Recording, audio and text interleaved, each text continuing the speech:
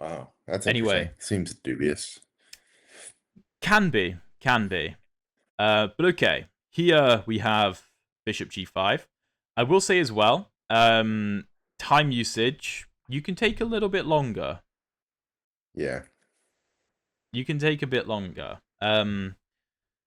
I mean, if this was all opening theory that you like knew by heart or something, then no issue. But you can spend a bit of time.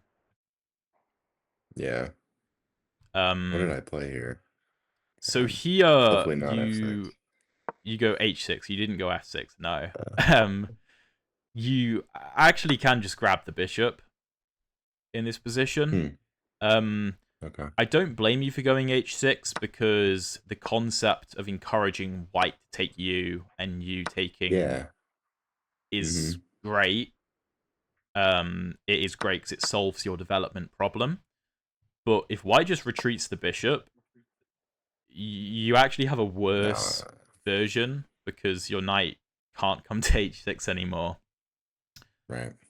Um, but yeah, you actually can just grab the bishop in this position Mm.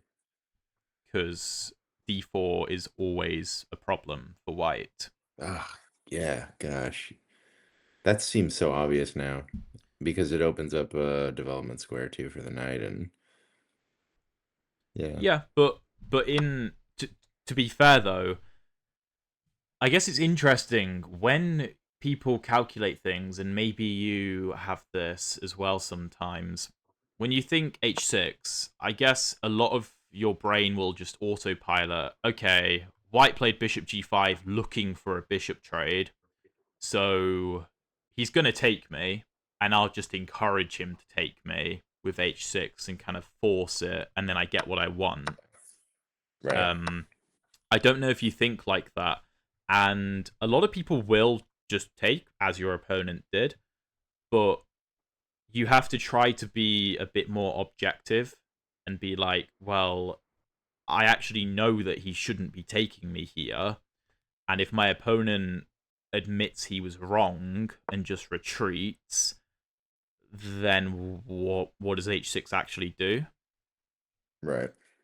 I don't know if you know where I'm coming from here, but it can be difficult to be objective in those types of scenarios and trying to play mental games rather than the actual chess on the board.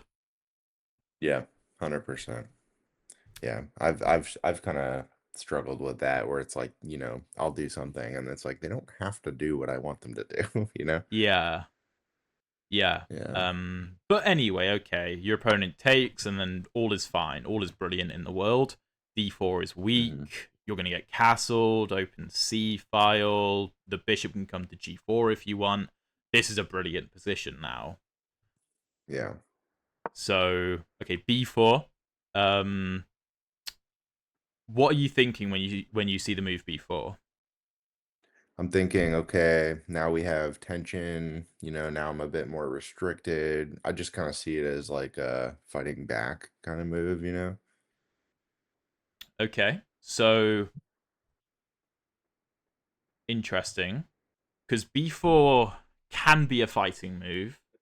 Can be a fighting move. I guess what moves could you potentially play to punish b4 in the future? Like what concepts might you have? I mean, A5 is the first thing I think of. I don't know if that's good. I didn't evaluate it. It just popped in my head. No, no, not Um, yet. In some lines, it can be yeah, good, yeah, but it's a good idea to be aware of for sure. I think Rook C8 is obvious choice. And then, because, Hmm. now the knight is kind of hanging. Yeah. Yeah, no, that's fine. Um, There doesn't have to be yeah, anything crazy, but these are the types of moves I would want you to be considering here. Definitely. cool. Obviously, when you're looking at a5, it's like, okay, well, I can't play it yet because it just hangs a pawn. But Yeah, if right. a5 could be executed, and let's say takes and something like knight takes, imagine this doesn't hang the b pawn. Well, maybe we can look to push. Maybe knight c4 could be interesting. But Yeah, mm-hmm. rook Nice c8 outpost. Rook c8, very good move. Rook to c1. Engine prefers bishop e4, but I think castles is definitely the way to go. Um, Mm, it's nice and solid, and this is, to be honest, just a dream position, right? yeah. Dream position. Here, what are you trying to stop white from doing? By castling or just in general? No, no, just in general, because these are the types of positions you will get if you're playing the advanced Caro Kann a lot. Yeah. Um, well, I know the idea is I'm supposed to control the C file with a minority attack and Whoa, is there a minority attack? no, no. So like things have changed. So the I just mean minority like in attack, general. the minority attack is more so an idea in the exchange Caro Kann, Okay. because in the exchange, white doesn't have this e pawn, and this e pawn is over on the c file somewhere, Right. And that's the weakness. and that's the weakness. Yes. However, Hmm. here the pawn structure is symmetrical, basically. Right. So, so you don't have a target on, like, if this was a pawn on c3, then yes, minority attack, absolutely. But Hmm. here, what I'm trying to get at is you're right in terms of you want to double on the C file. You maybe want to execute A5 at some point. You want to try to play on the D4 weakness. Absolutely, but your opponent is also playing. So what what is your opponent going to try to do to fight back? Like, because Yeah. you have to I consider have to that. know that. Yeah. Um, all right. So if I was white, I would probably want to control the light squared bishop. Um, I'd probably want to keep the queen on the queen side. Um, and I'd probably want to protect my weaknesses, which is the d4 pawn and the a3 pawn. Um,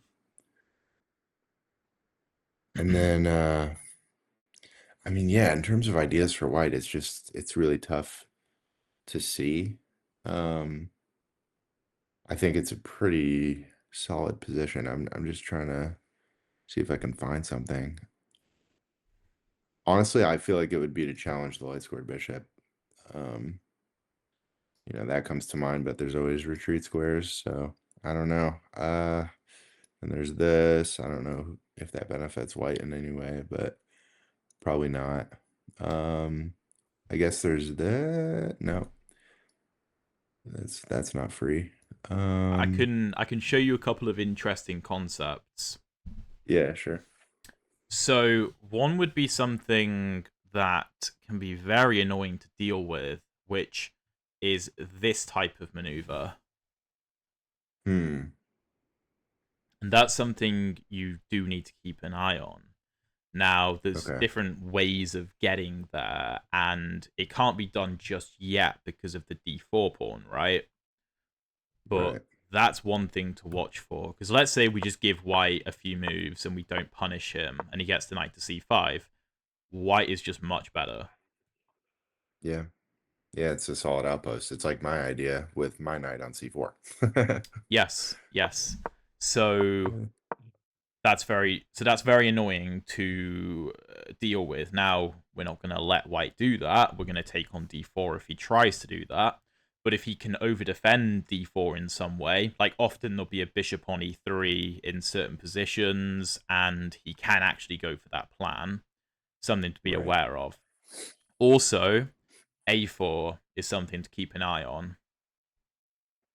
Oh, I missed a4. So So here, A4 obviously, takes face. a4 can't really be played because there's issues with the b4 square, but it's Hmm. something to be aware of. Let's say it's prepared with something like, again, if queen to b3, we can just take on d4, but let's say we don't, and white consolidates the d pawn and goes for some idea of a4. It still doesn't quite work because, again, b4 is going to be a problem, but it's an idea to be aware of, basically. Yeah, I mean, but white always has, the a pawn with the bishop with tempo on the rook. Yeah, yeah. If they And wanted to. also if a4 and takes and knight takes, well then again c5 could Uh, be a problem. yeah. So it's something to be aware of. And in the same vein, you can try and use the c4 square if you can get a knight there, but currently that's quite difficult Hmm. because, to get a knight to b6, you're going to have to get a couple of pieces out the way first, and it's a lot. Right. Okay. But okay, h3, fine. Bishop e4, great move, by the way. Really, really good move. Um, Mm. Good time usage as well. So obviously, this can't be taken. You hit the knight, knight retreats, you take on d4. Yeah. Game Yeah. over because e5 will hang. Also, your knight Right. gets d5, and it's amazing. So great move. And Yeah. oh wow, your opponent actually went for it. Okay, so knight back, queen d4, brilliant, love that. And you do actually see this maneuver in the end. So Yeah. yeah, Look at that. something to be aware of for sure. Um, Yeah. I'm not gonna lie. When I was looking through this game, I just went up to bishop e7, and I was like, okay, no, this will be a good game to look at for sure.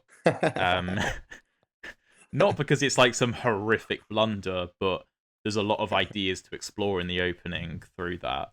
Right. Right. Um, okay, knight takes e5. Perfectly fine. Here, the engine really doesn't like the trade.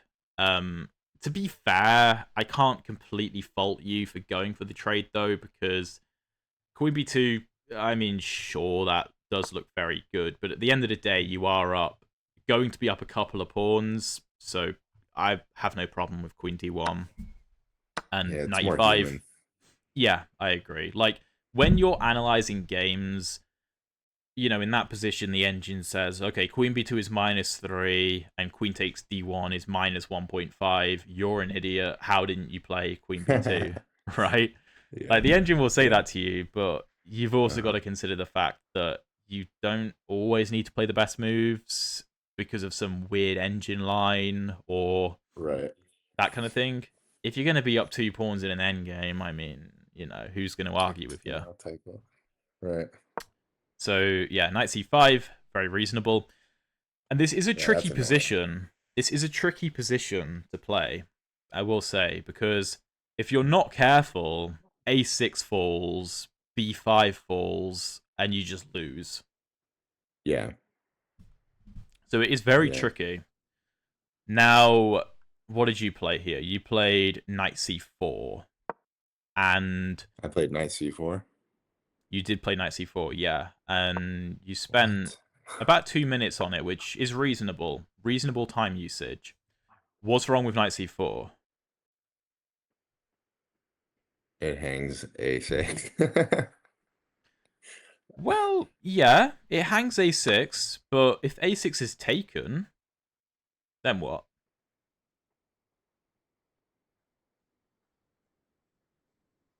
Oh, I guess I can probably trap the knight at some point. Can you? I mean, I'm just thinking like if there was a way to teleport this there and then this here, then yeah. That I mean, wouldn't I trap the guess, knight, though, yeah. Um, because the knight it always wouldn't? comes back to c5, right? Defended by the pawn. Oh, right. Yeah, stupid, yeah. Don't worry, mate. Um, so what's wrong with this, with allowing this? Um, I mean, I probably just shouldn't have allowed it. I just from a visual standpoint, it just looks horrible. Okay, Like but I know for sure when I saw this, I was like, okay. I didn't even I think I thought maybe I was losing here because I could just see this whole thing, you know, or just all this opening up. He's got two passers when these go. Yeah, this looks really scary. I, I think what he took next, you said? so he didn't actually play this. But what I'm saying is Oh, the knight c4 isn't a great move, but not because it hangs a6. When you have these sort of endgame type positions, right? Mm, It's difficult to try and really grasp this, and it is tricky. Don't get me wrong, but you want to try to really prioritize activity over playing too defensively. So when you see the move yeah. knight to c5, it's like, oh god, a6 is hanging. Oh my god, I'm going to lose all my pawns. And you do have to be aware Right. of that, because if knight a6 and bishop b5 happens, then these pawns are going to be a big, big problem on the queen side. That's 100% true. But it's like, okay, white could go grab my pawns. I mean, I could play a move like rook to a8, trying to defend the pawn. Like, you could play that. But Hmm.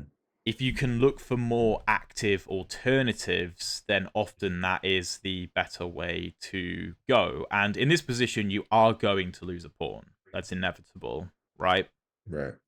You can't prevent yourself from losing a pawn. If you had to choose which pawn to give up here, which one would you choose? This one, the one flashing. Sorry, do it again. Yes. Okay. This Sure. one. Yeah. Absolutely. If you could just play, I don't know, rook d8, and your opponent were to take here, brilliant. Then you're Yeah. still up a clean I'm fine. pawn, and everything is mostly okay. The problem with knight c4 is actually what your opponent played. Because if your opponent takes on a6, you don't have to curl up in a ball and defend. You can counterattack, right? Right. And here, you're okay. Your knight will come into Oh, and I'm d5. defending. Yeah. It's all right. Um, some weird complications, but you're all right here. You're still up 2 pawns. Right. The problem is bishop c4, and after bc4, your opponent takes. That's very interesting. So Oh, you took that one. yeah, so That's okay, funny. here actually, if you're the white pieces, which pawn do you take? It's 3 pawns. I'm taking. Yeah. I'm honestly. Oh. Ooh. If I'm white. Hmm. So to be honest, man, like I have thoughts. Okay. So the thought is you take this, and then you have extra pressure here. But the only thing is now the knight can't move. So that's probably wrong. If you take here, then I don't know. It just kind of like frees up more possibilities in this square here, these four squares. If What? so, Sorry, I what do you just, mean by that? I mean, like, all right, so let's say it takes here, then if I'm able to maneuver in a way that I have this file kind of covered, then, there's ideas of doubling, which is worse for white, you know? Yeah, no, that is true. So I just feel like this pawn has to go. Um, I would probably take here And then after knight takes a6, what's the plan for white? for white. Yeah. For white, I mean, pass pawns must be pushed, right? Yes. Yes. Absolutely. So, okay, that's interesting. Because if you give me this position, I would prefer rook c4 with white, just personally. Really? Hmm. Um, there's absolutely nothing wrong with knight a6. You're correct to say that knight e4 makes no sense, because this is a weak pawn anyway, and then black can use the a pawn to monitor your pawns here, and he can use his c Right. pawn. So that's completely true. I personally just like rook c4 because I'm thinking, well, e4 isn't going anywhere. A6, if he pushes a5, then I kind of like this position with b5. I'm not too worried Yeah. about the pin on my knight. Why is this pin not a big deal? It I looks guess like it because you should always be. have the other rook. You always have the other rook to back him up. Partially yes. There's two other big factors for me. One is that there is no B or D pawn to attack the knight. So, okay, that's fine. Okay. Yeah. And Mm-hmm. two, this knight can't attack this knight anytime soon. Right. You know that um geometric concept. Where what two So, knights are in diagonal? well, this knight could be a bishop or a pawn or anything.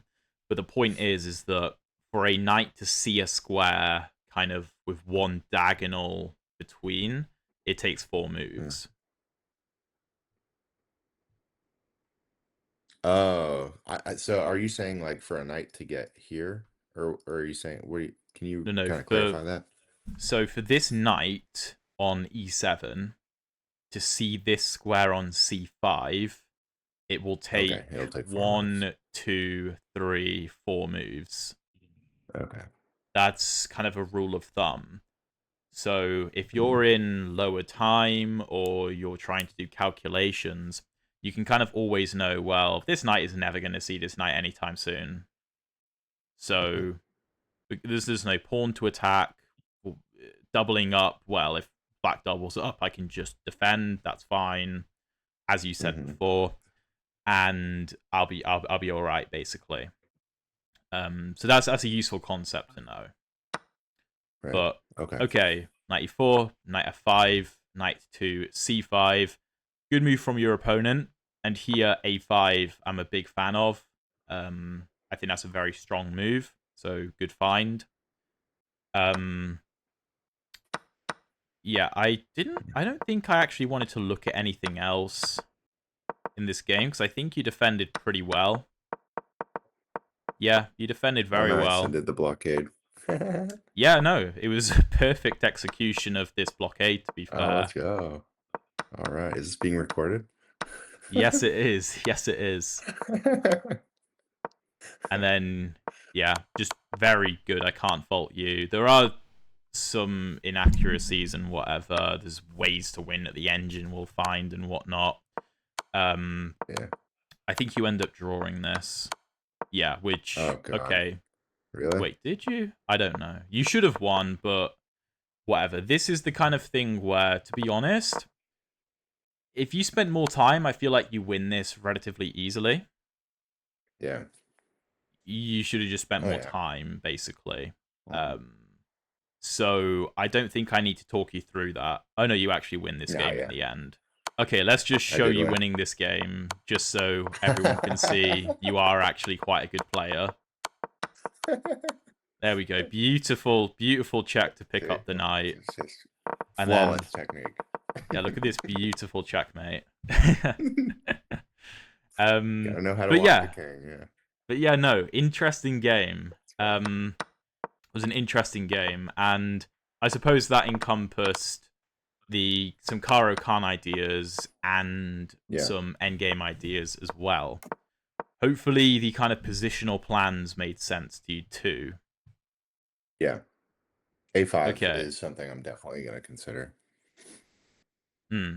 Yeah. No, that I was a mean good game H5. though. Sorry. That was a good game. H5 is a concept in lots of Caro Kann positions because it's not just for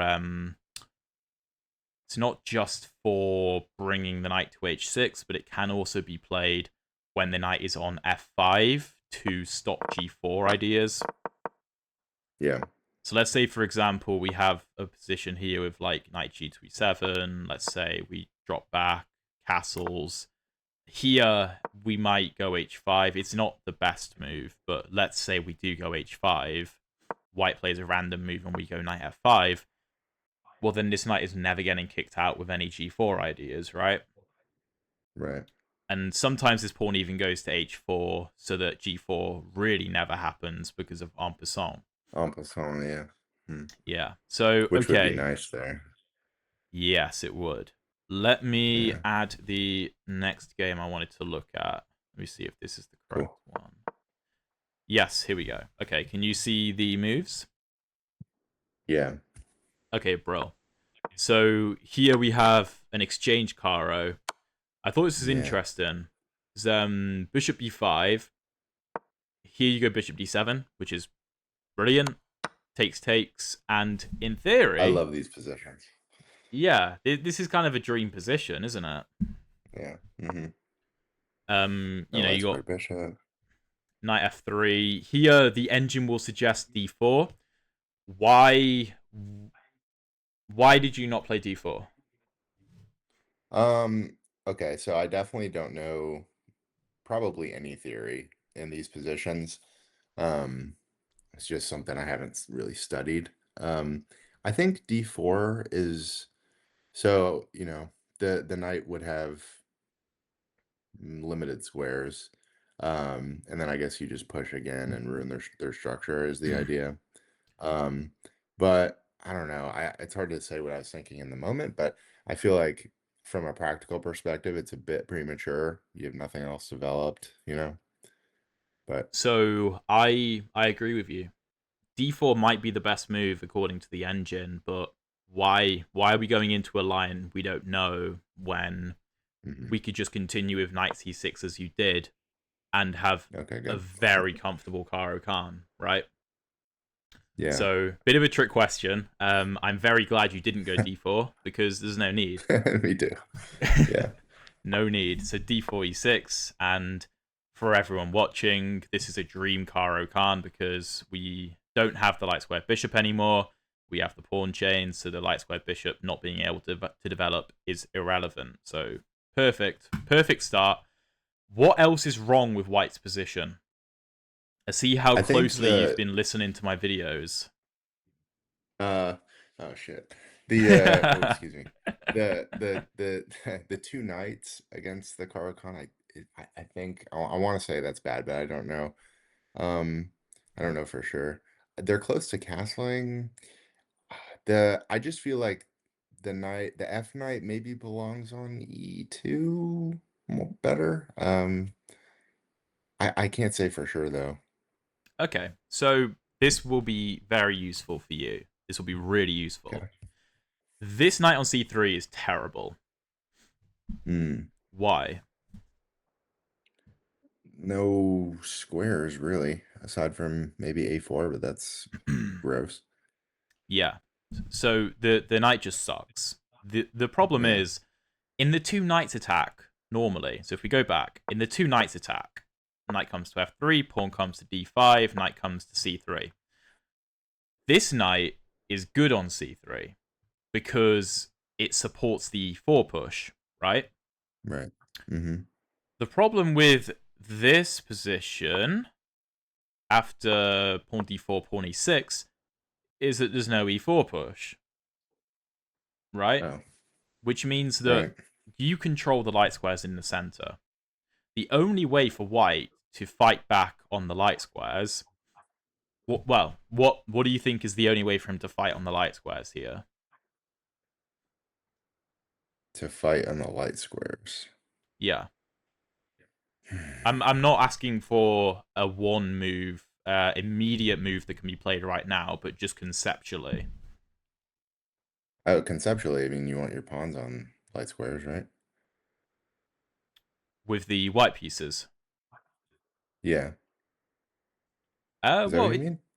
I don't know if I'm understanding. Like, so, basically what I'm asking is, so here black has this pawn chain on the light squares, right? So we control the right. light squares in the center really well. Yeah? Mm-hmm. And that's a Yeah. big idea in the Caro. And black controls the dark squares pretty well. Sorry, white controls the dark squares pretty well.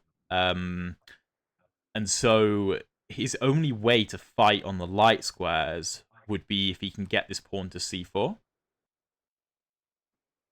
Now, obviously, he Hmm. can't, and even if he could, it would just lose a pawn anyway.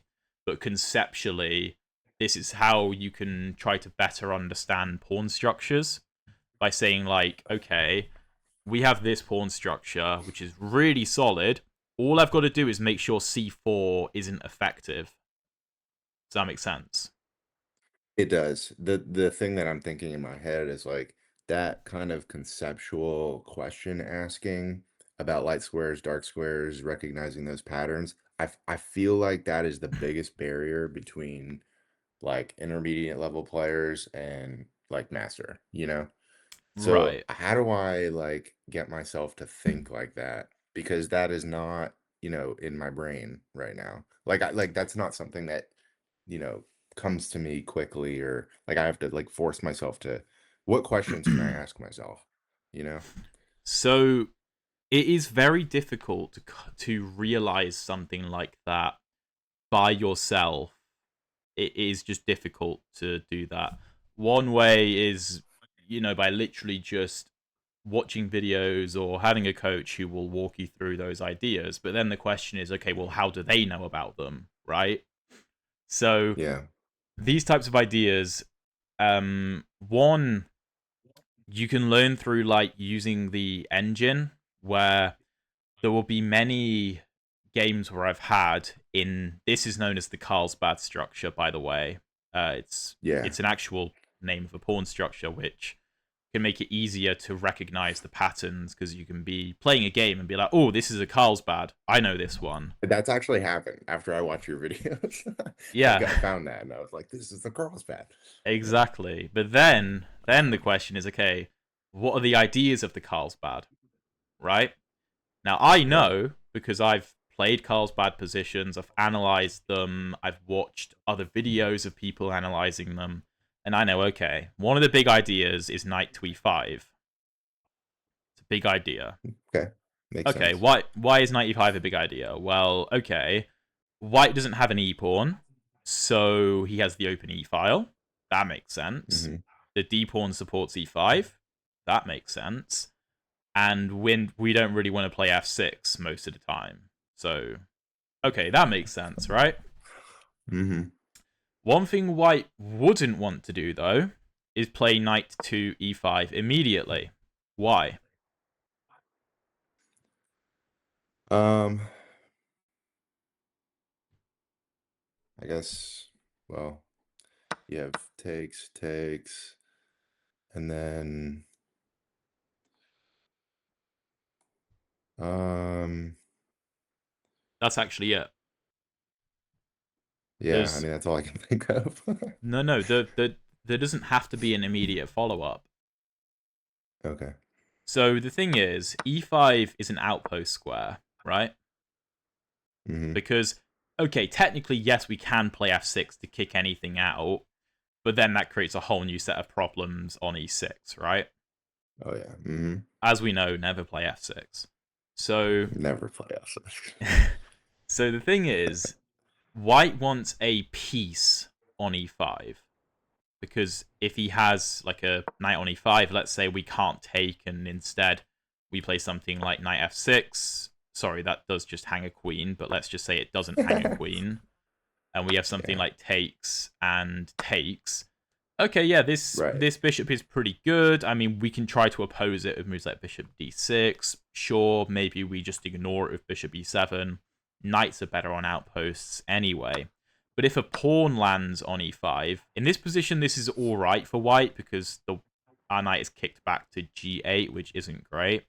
But if we could Mm. instead put it on a square like d7, then this is pretty good for us, because white has good control over e5, but there's a pawn on e5, and white can never get rid of that pawn, so we can't actually use that square. Right.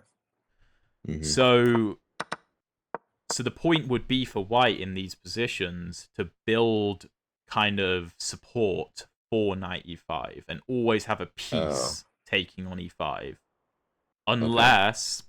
unless we have a knight on f6 and a bishop on d6, where taking with the pawn isn't so bad because it could fork our minor pieces. So just Right. a small concept. But the problem Right. here for white, and you're going to see this all the time at your level, you're going to see it constantly, is this knight on c3 is misplaced. Yeah. So partially, I knew one of them was bad. so no, this f3 knight is perfect. That is exactly Okay. where it wants to be. The knight on c3 though has no moves. I mean, sure, it can come to a4 or b5, but so what, right? It doesn't do Hmm. anything. And it restricts us. Exactly. Exactly. And this is what we're going to see as the game continues. You go bishop d6, brilliant. rook e1. Now you can understand the move rook e1, right? Yeah. So one, he's threatening to take on d5, sure, because of the pin on the e file. But also, he's supporting the knight coming to e5, which is one of the big Yeah. ideas. Mm-hmm. So we have knight g to e7, great move, defending and cutting the pin, also preparing knight to f5. And you also see, okay, this knight is even worse because we're going to gang up on this d4 pawn, and this pawn should be coming to c3 to defend it. Right. But he So I got can't. to cover that. Well, okay, what happens if knight b5? I just, and then, um, yeah, But I hold mean, it on, hold doesn't really on. change much. Why would you give away your dark square bishop? No, I would never want to do that. So, so would you play a6 here? Okay, so here I would probably, ooh, um, here I would probably, okay, so let's say this. I may be okay.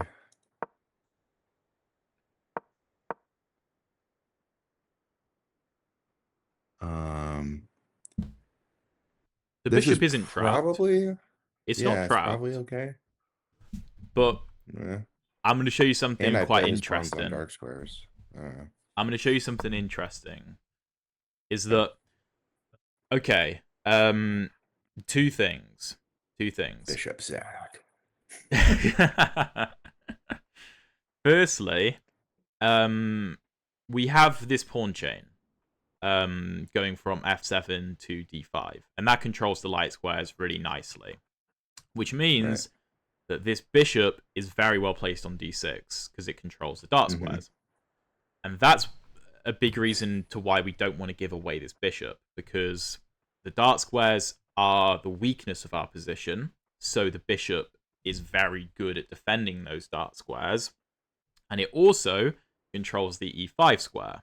So let's Yeah. imagine knight e5 is played. How would you respond to knight e5 here? And this justifies the bishop Takes. on d6. Exactly. And what's the problem for white? Problem for white is now I have that square. Well, not necessarily that you have bishop c5. I mean, here the engine prefers bishop c7, but bishop c5 is still fine. I don't really care Yeah. which one you want to choose there. But it's more so that structurally, white wants a piece on e5, as I was explaining before, right?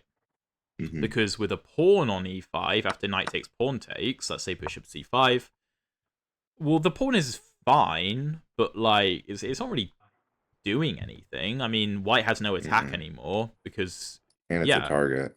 it is a target, absolutely. So, point being is that after the move knight b5, we don't want to give away the bishop. We Right. also don't want to put it on b4, really, for two reasons. No. One is that knight to e5 makes a bit more sense now. I mean, it doesn't work because the rook's hanging. So, okay, let's just throw in c3, bishop a5. Knight e5 makes a bit more sense.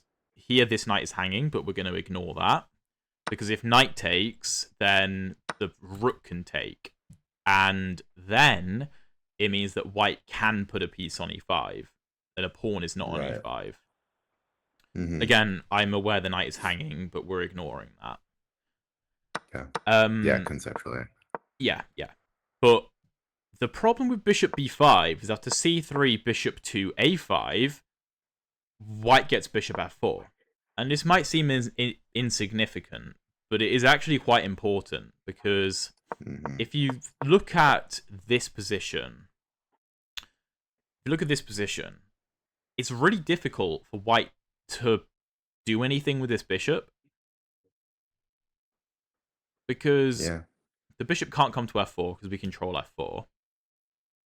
And if the bishop comes to like g5, then here the engine says f6, but I would never play f6 here.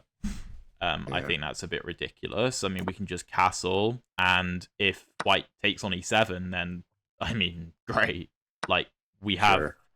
an unopposed dark squared bishop, and considering we have this strong light squared pawn center, we are really strong in the center of the board now Yeah, because we have the only dark squared bishop who is going to sit on d6 and be amazing.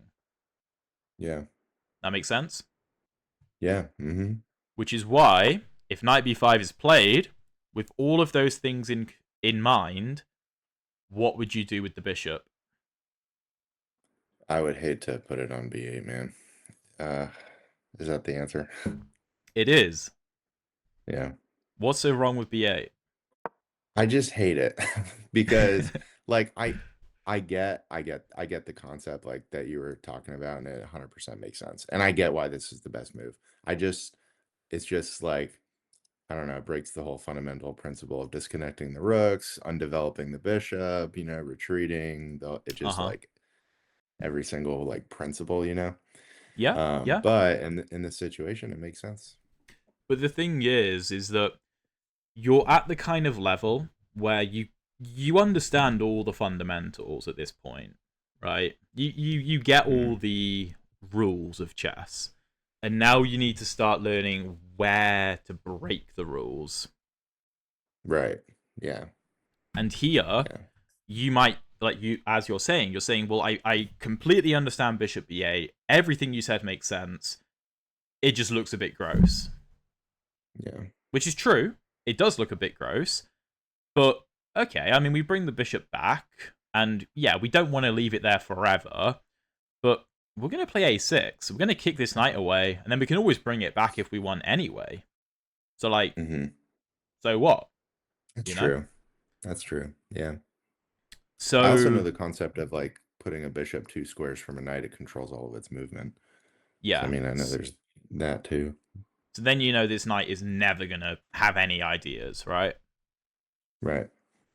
So, okay. We have King Mhm. h1 from white.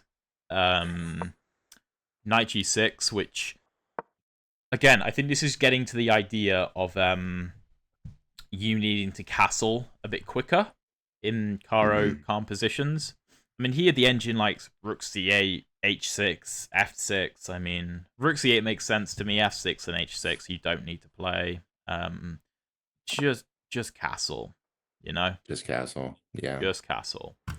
Mhm. And if this position were to occur, what would be the plan for you? Do you think?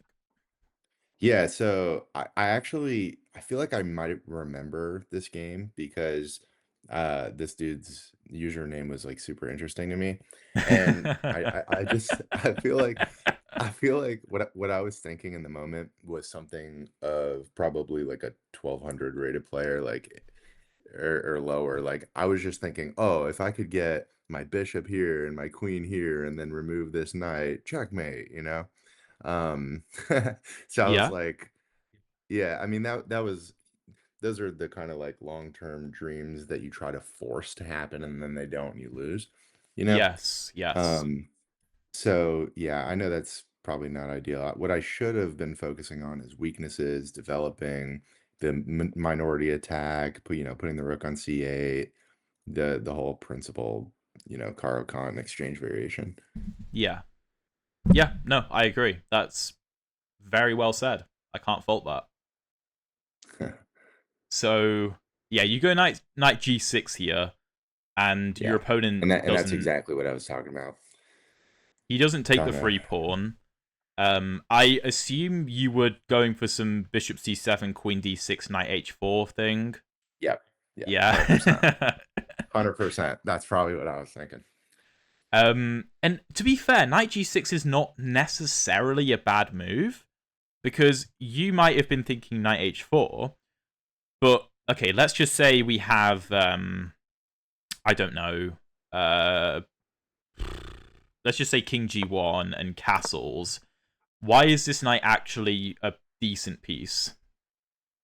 Um, I mean, you're controlling that. This square is very important, and I feel like, having a defender there makes some sense too. Yep. Um, those are the two main points, I would Yeah. say. Yeah, that's perfect. Yeah. So, I mean, personally, I would probably say that the knight is better on f5, so long as g4 isn't a problem.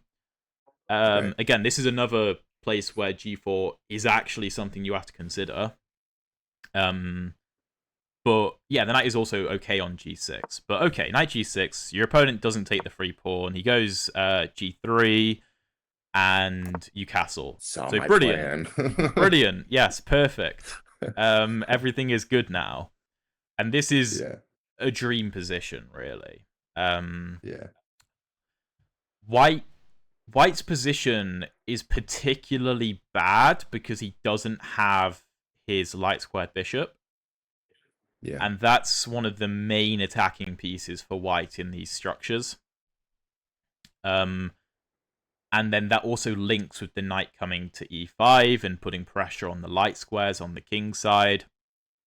But he doesn't have Mm. that, so the position is very Question. different. Uh huh. Quick question. So is that because like in the Caro Kann, like it's almost like playing a good French, where it's Yeah. like if you can get rid of the light squared bishop as black, it kind of does solve some problems, especially because you have the Carlsbad half Carlsbad structure all in light squares. So if you're white, are you thinking like, hey, maybe keeping my light squared bishop makes sense against the Carl? It depends what type of Caro you go for with White, but if you're playing this Hmm. exchange variation Carlsbad structure, then yes, your main attacking piece is the bishop on d3 typically. Oh, okay. That's interesting. That's normally the way it goes. Um, Okay. yeah, and a big reason is because normally this pawn is on c3, and then similar to our bishop on d6, you have these central pawns monitoring the dark square, sorry, and then the d3 bishop monitors the light squares. That makes Oh, sense? okay. Yeah. Yeah. Okay, That makes a lot perfect. of sense. And by the way, just jump in if you have any questions. Like Yeah, sure. you don't just have to hear me yap forever. Um, so okay, a3. We have e5. Now e5, I've got to say, I absolutely hate this move. Yeah. Now I understand why you played Thinking. it. I understand why you played it because you're saying, okay, I have really good control of the Uh, e5 square. I want to yeah. break into Hmm. center. Maybe I even get queen h3 and we checkmate my opponent. Um, the thing It's like you're in is, my head. the thing is, in these Carlsbad positions, sometimes the engine actually will suggest the move e5, and sometimes it's a viable move, but conceptually you have this No, isolated no. d pawn, So and bad. it's just a different game now. And So now bad. you're trying your best to hold on to the pawn, right? So It's just it's so bad. if you could redo this, what are the Queen, types of ideas you're looking rook at? c8, rook c8, rook c8, uh, and you know, I mean, there's still time to play principal exchange variation Caro Kann chess, which is the minority attack rook c8. And what is White's plan here, do you think? Against rook c8, they Just need to in get. general. Oh, in general, well, you know, they have these pawns here on dark squares. The king is relatively safe for now. I don't have light square bishop, and I don't have anything really attacking. The rook's in good position. The queen needs to be developed. The bishop needs to be developed, and this rook needs to be activated. On the queen side, they have this majority. This knight sucks, so they need to figure out a way to make this better. Potential ideas are this, or maybe this. I don't know. Yeah, I But agree. I think attacking here at some point, um, yeah. helping this guy out. I think by what you're saying, it's really hard to come up with a plan for white. Yeah. And that's what I'm trying to get at here is that you have a very easy plan. Like, you throw the queenside pawns forwards, you put pressure on c2, and white just has nothing, Right. right? Because, okay, I mean, what? Is white going to go h4 or something? Like, okay, we can just drop the knight back. Like, it's not really very Man, that scary. looks juicy. And, like, Well, I mean, again, yeah, yeah. you see the problem of the lack of a light squared bishop as well. 100%, yeah. Um, so the thing is, yes, e5 maybe can be played. Like maybe you can get away with it, but there's no need, right? Mm. And also, this isn't. It's not going anywhere. This move. I don't know what I was thinking. If you really How want to much time play would it it, take for that move? uh, about 30 seconds. 30 seconds? Unacceptable. Slow down a bit. Slow down. Yeah. Consider things like, okay, maybe we can even get the knight to c4. Like that could be interesting. Yeah. The engine will suggest ideas of like f6 playing for e5. I mean, I know they exist, but I don't see a point. There's no need. It's over Right. the Yeah. top. Hmm. But something like rook c8, like you said, a6 b5, maybe knight a5, knight c4, b4. All these ideas are brilliant. Yep. But okay, e5. I'm not sure if I actually wanted to analyze much more of this game because I wanted to look at it mainly for the Caro Kann aspects. I mean, here Yeah. this was just a free piece. Oh To my be god. fair, Dude. um, Yeah, this is just not good. but no, I actually didn't want to look at this game any further. To be fair, I wanted Me to neither. drill down some of the opening ideas there. Yeah. Free So I piece, hope that man. was useful. Um, Yeah, do you want to for look at sure. some endgame stuff? Yes, please. Okay. Um, let me check. There was a few games I'd saved here for you. Oh no, this was a nice one. I wanted to look at this one. Let me just get this over. Oh my god. I don't understand how the classroom works, man. It's so bad. Yeah. Is this with the update? Yeah, I believe so. It just doesn't make a lot of sense. Okay, here we go. Add games. Alright, can you see this? Yes. Okay, so here you have the white pieces. And we have a Vienna Gambit. Oh my god, Oh, I amazing. love the Vienna Gambit. I love it. Oh, Yeah. it's so much fun. Yeah, e5, brilliant. Queen e7, and Now you yeah, just do Queen E2. Yeah. you know the lines, fantastic. Here you get a little bit overzealous with knight to d5. Yeah. You don't have to do anything. Like you can just chill. Like knight f3. I mean, the engine D4 or likes Knight F3. d4, but let's just stop queen h4. Right, no need to allow that. Right. Mm-hmm. And the idea with knight d5 is normally you play knight d5 when black plays d6. Have you heard of that idea before? Um, yeah. So this, and then what do they do here? I know that the idea here um is it takes? Oh, wait a minute. Yeah, so that doesn't make sense. Um, so I guess is D5 best here?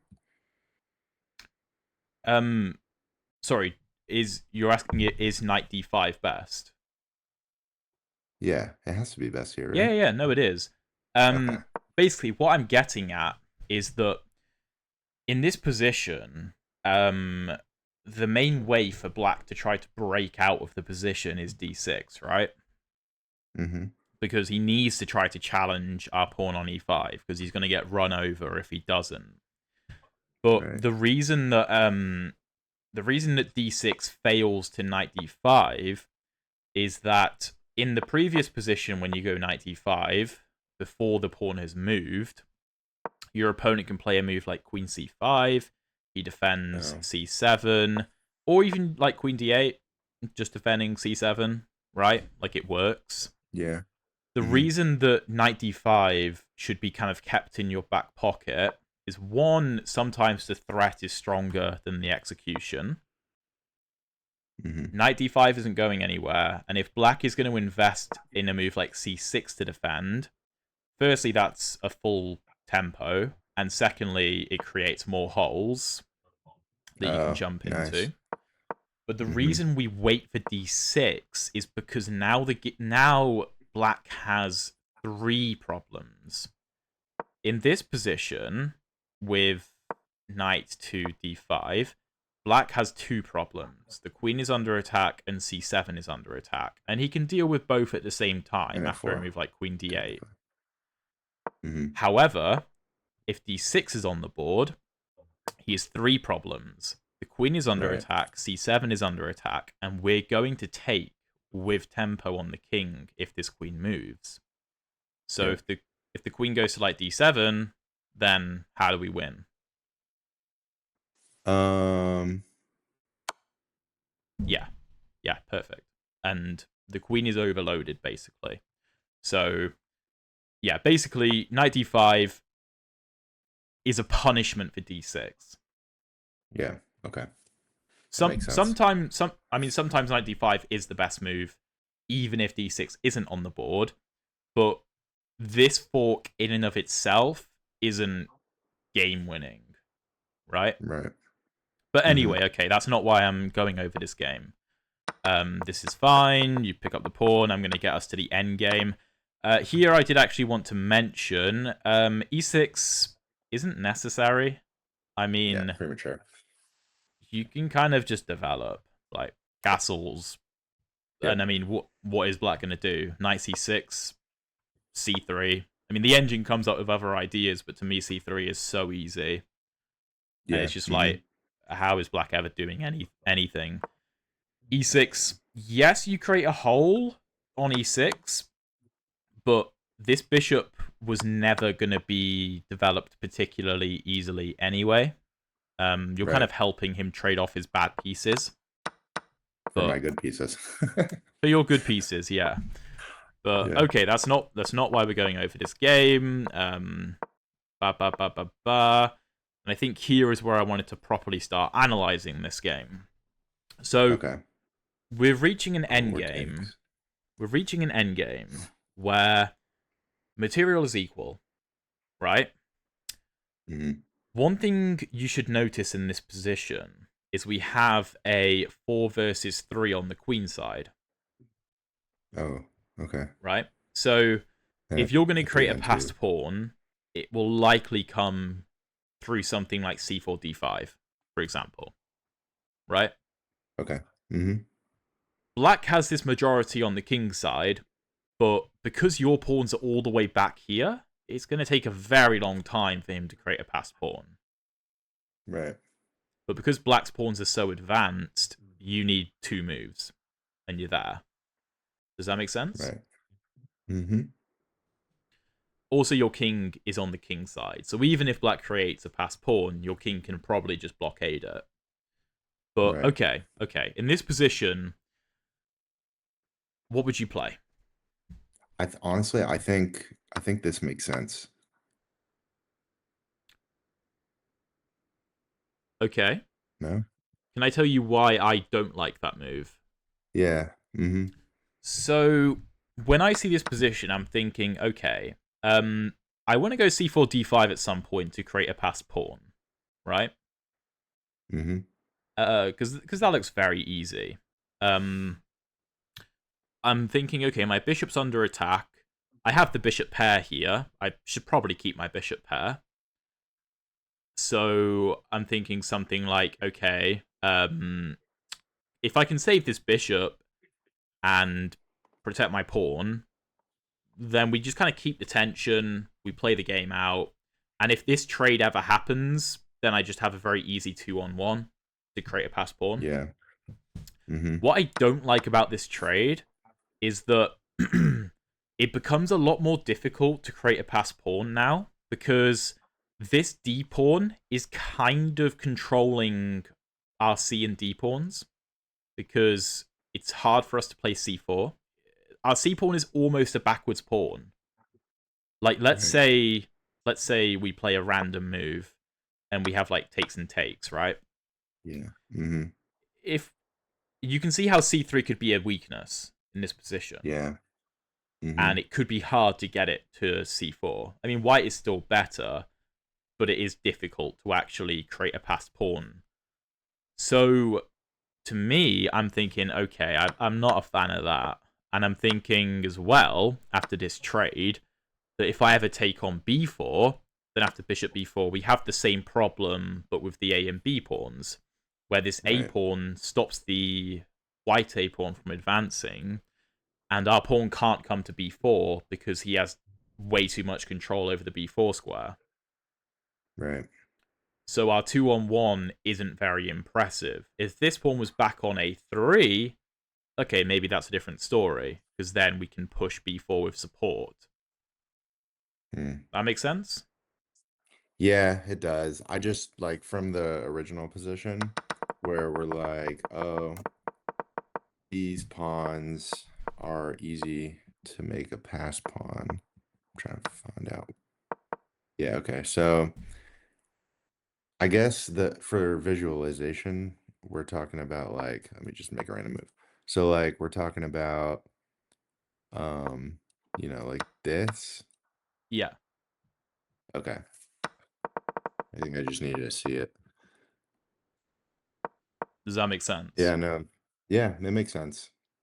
I just didn't calculate that far. Yeah. No. But Maybe you I don't just didn't have see it. to. You don't have to calculate that far, though. I would never calculate that far. It's not necessary. It's just from a conceptual point of view, you can see if you play a move like c4 here, that all Hmm. you need to do is get d5 in. Not right now Yeah. necessarily, just at some point, and you will have a Hmm. passed pawn. Yeah. Even if Yeah. black had very good control over this square, like let's say you waste a move and black goes knight e7. I mean, here the bishop's trapped, but let's just imagine it's not. Here, black controls d5 quite nicely. We can't play Hmm. d5 yet, but we don't need to play it yet. Like, it'll be there at some point, but we have a pass pawn ready to go at the correct moment. Yeah. Yeah. So I Yeah, think I didn't these. see that. No, that's fine. I think these are the kinds of concepts that are really going to help you Hmm. start to convert more of your better positions, right? Yeah, 100%. So, okay, we have Yeah. bishop f4, which isn't a bad move, knight d5. And here, based on the things that we've just been talking about, instead of bishop d5, what might be a better move? Um, I guess this. Perfect. Why? Well, you can't leave it hanging. Uh It huh. also defends here. Mm-hmm. And then on the recapture, it's defending, Yeah. And if something and it like controls the movement. king c7 was played, what would you play with white? Absolutely. And when the knight retreats, we don't have to go d5 Um, yet, but it's there. It's ready to go, right. right? Hmm. Yeah, Does that make sense? 100%. Yeah. No, I definitely see that. It's just like when you're in the game, you have to, I guess, ask yourself those positions like, or those questions like, is there an opportunity to create a pass pawn? Like that should Yeah. be a question. Like, And in the I think gamut that of questions. you can help yourself to identify when to ask those types of questions when you're coming into this end game and you're like, okay, I've got a 4-on-3 here. There should be an opportunity to make a pass pawn. Where would that Right. opportunity be? Yeah. Because it might be that this bishop isn't defending b4, and actually the easiest way is just to take on b4, and after a b4, the a pawn is a pass pawn. You know, Right. Okay. like Yeah. that might be the way to go. Yeah. In this position, it I've never isn't, asked myself but that question. Believe it or not. Literally but never. yeah, no. Hopefully that helps. Are there any questions on that idea? No. No, that makes a ton of sense. And like I'm definitely gonna start asking myself that question for sure. Cool, cool. So okay, knight d5, you take. All right, fine. We're still better in this position. We still have Hmm. opportunities to create a pass pawn. It's just a little bit harder now. Um. Oh, that's interesting. Actually, okay. There is actually a way to threaten the creation of a pass pawn with white here. This is an Yeah. interesting move. Can you find it? Well, you could go c4, except it hangs a I'd pawn. say it was good. Yeah, I guess takes. No, I don't think that's it. So how Um, could you prepare that? let's. How do I prepare takes? No, no. I mean, so you mentioned c4. Yeah, You could maybe just rook prepare c1. c4. Yeah, yeah. Rook a Yeah, c1 would be a great move. Knight d2 would also be yeah. great. Preparing this. Mm-hmm. Because you also have to notice here, like, what is Black's plan? Yeah, they're black sucks right now for sure. Why? Like really bad because like the whole king side's open. They can't castle. This is undeveloped. This bishop sucks, and this rook's not doing anything. So it's like all they have is pawns. Yeah, yeah, exactly. And Black doesn't have Black doesn't have the pieces to bring to the queen side to stop you from executing c4. Also, just realized this bishop has no squares except for that one. And how would you respond if Black takes on c3? Oh, so my first instinct is like, oh, you have to take with the pawn, but let me just think because these are still connected, these two. So if takes here, then you have to worry about this, and then you don't have this. Um, but you do have check, and then maybe this, and then you have that and that with that defended. Um, so I would probably take with the pawn, honestly, because you're still restricting these here, and then you can just kind of move over and control the B file. So you are correct. B takes c3 is definitely the best move. Okay. Um, but yeah, c4 is still a threat. Hmm. That to me is the main point. The engine Oh. does like these ideas of rook b1. It does like them, and a big reason is because of this b5 square. Yeah. However, from a standpoint of having a simple plan to execute, c4 creates a pass pawn, easy. Yeah. I think I'm too obsessed with like aesthetics, honestly. Because like when I'm evaluating this position, I'm just like, okay, now open file must control it. You know what I mean? Instead of thinking like, well, is there something better, like creating a pass pawn that's more valuable, I guess, you know? Hmm. Yeah, Like yeah, I just like it's like don't I just think like, oh, open file must control it, you know? Like a yeah. robot. No, no, I get that, but this is what I'm saying is that I'm really getting from this conversation is that you understand the principles really, really well. You're really good at understanding the principles and trying to apply them as best as you can. But I'm trying to get through to you in a few of these positions, which isn't easy, by the way, when to Mhm. break these principles. Right. Yeah. Yeah. And it's not easy. It's not easy at all. Um, so if you play a principled move and it's not the best move because the engine's saying you should have broken every principle in the book, understand why it's telling you that, but like it's not because you're a terrible player or anything. It's just it's just difficult. Chess is hard, right? Yeah. Uh-huh. No, it is. Yeah. So okay, knight d2, which is a great move. Um, the knight has no future on f3, so Right. brilliant move. Great, supports c4, knight b3, maybe all good ideas. g5, bishop g3, perfect. Yeah, Mhm. knight to h6. Here, what'd you go? Rook e1, which is Uh, fine. No, it's fine. what It's do you think about h3 here? Maybe it's too I'm passive, honestly. But I will say that's the first move I thought of in this position. It's the first move I hmm. considered is h3. And so, okay, what do you think when h3 is on the board? Well, now this knight is stupid again because it's it has to go back. Um, it's a Yeah. bit passive, to be fair, but No, it but does control a piece. it's a perfectly reasonable move though. I do not hate it Mhm. at all. Perfectly Yeah. reasonable. Um what else could you play here? Um. So, all right. So takes is probably bad for me. So that's out. Why? I just um, it I guess more from aesthetics again, but it doesn't look good. I mean, it does create this pass pawn, which I'm not so sure has much of a future. I just don't have the best way of defending it.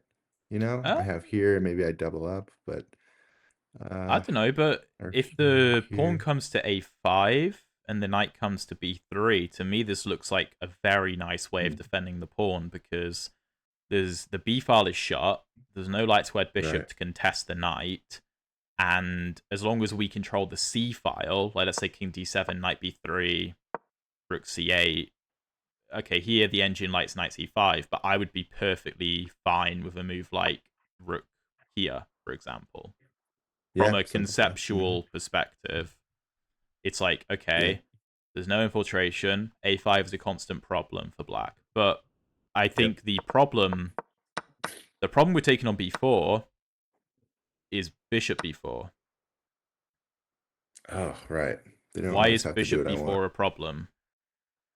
Because now we have tempo on this knight. It also blockades this pawn. It's not easily takeable because of this whole concept, which is the bane of every chess player's existence, I think. Um, and yeah, you just can't remove it. It's never going anywhere unless you ruin your own pieces. Yeah, the I would say it's less so about the tempo on the knight because the knight doesn't want to stay on d2 anyway. The knight wants to Right. like probably come to b3 like you just suggested. The Hmm. problem is that now our majority can't create a pass pawn very easily. Right. This is Yeah. endgames. Pawns are so important in endgames. Yeah. Okay? Yeah. Now that makes sense. But okay, rook ae1. Completely valid move. We have rook to e8. Here, again, c4 is a very strong move, but I mean, if you Yep. hadn't played it already, you probably weren't thinking about it, which is fine. Right. We have rook f3, which is fine. Oh, quick question. Sorry. If I go here and they don't take, is it best to double or to push? Okay, so let's say black just plays a nothing move, or okay, let's say he even contests the c file, for example. Yeah. Which Here, do you pushing think? feels right. Pushing feels right because it blocks this guy and doesn't allow him the open file. This is interesting actually, because normally I would agree with you. Normally I'd agree with you. Hmm. Um, there's kind of one issue which I wouldn't expect you to see, so I would say, yeah, you are probably correct. The only issue is king c6, where the king can blockade the pawn pretty well. Uh, But I wouldn't say that c5 is a bad move. I think Okay. c5 is very good because the engine will say, "Oh, black can kind of hold this," but you're not playing against an engine, so I wouldn't worry. Again, Yeah. this is the kind of position where if you analyze this with an engine and you were to play the move c5 here, and the engine gives you a big red question mark, like that's a horrible move. What on earth are you doing? Yeah. I don't think so. I don't agree. Like, try and figure Mhm. out why the engine is saying that, but it will require very precise defense, which, Right. you know, your human opponent just isn't going to find. Right. So, okay, g4 with the rook back to f2. And by the way, good job for not coming here and allowing knight f5. Good spot. Yeah. So, rook back to f2. Brilliant. We have f5. Bring the knight back. What's the point of knight back? Did I go knight back here? I went F1. Mm-hmm. Um, probably okay. What I was probably thinking is I want this square. Mm-hmm. So I guess that was probably what I was thinking, but then you have well, that doesn't work. Yeah, that's the only thing I can think of. No? Okay, that makes sense. And that is reasonable because both of these pawns are weak, right? Yeah. Oh yeah, and then Um, I can bring the rook in maybe. right, but you could just do that straight away. So True. I think True.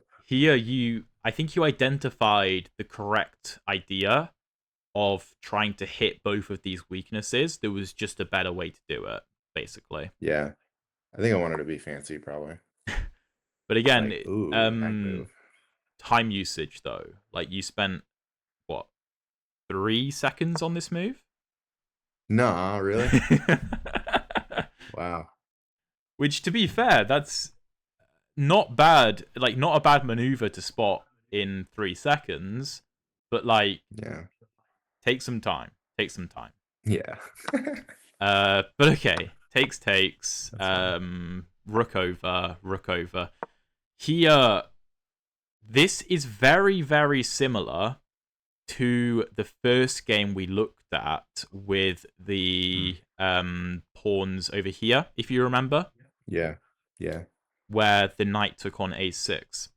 This is one of those positions where your pawn is under attack, and you could defend the pawn. You could play passively and defend the pawn. But if you can find a more active option, it could be better, and often is. Right. So Mhm. here you. Okay, I didn't mean to do that. My bad. Let's come back. Yep, here we go. Here we have rook c2. And rook c2 defends the pawn, yeah, but it's kind of a sucky rook, right? Yeah. Um, Yeah. ideally we wouldn't have it there. So, can you find a more active alternative? Okay. So a couple ideas come to mind. I just need to play them out to see if they're good. Yeah, So sure. like, okay, so this, and then um this. So because I always have that. Um okay, so that's one idea. Secondly, uh okay, secondly, there is um that doesn't make any sense. So not going for that. Mm-hmm. Uh oh, there's something here. There's something here with this. Um so let me just think. Like what if I did this? What would happen here? Um yeah, you have to move and then I don't have that square. So I don't think this works. Hold on. Hmm. Why? Okay, you don't have a check on e7, but so what? You still won an exchange. Did I? Let's see. So that's one pawn. Okay, so now he's up 4. I'm up 1. Yeah, I guess so, yeah. So is that the right idea? Yeah, it is. Well, okay, let Let's me go. walk you through it. So that is Okay. brilliant. Um, great, great find. There is also another concept of rook to e5, Okay. where it's Yeah, like, just okay, counterattacking with check. you can take this, but I'm going to take this, and then f5 is weak, and a5 is weak, and I have a passed d pawn. Ah, yeah. Dang. Yeah, I didn't see that. I didn't see that this I probably saw that this comes with check, but I didn't see this hanging. To be And fair, then you though, have 2 pass pawns.